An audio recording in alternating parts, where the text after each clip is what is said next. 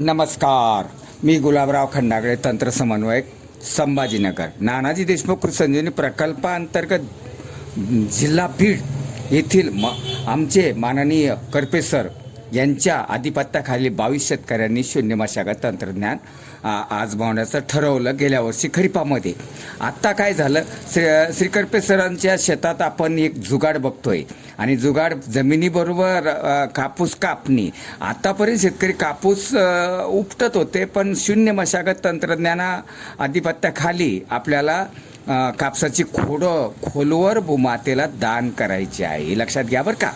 आणि आपण बघत आहो शेतकरी कसा म्हणजे कापत आहे हे सगळं अगदी, आणि कापून भूमातेला दान करत आहे कापसाची खोडं. आणि कापसाची खोडं हे खोलवर जवळपास 12 ते 14 सेंटीमीटर ते 18 सेंटीमीटरपर्यंत तंतुमय मुळं जातात आणि कुसतात आणि जीवाणूंना खाद्य मिळवतात. हे तितकंच खरं. धन्यवाद.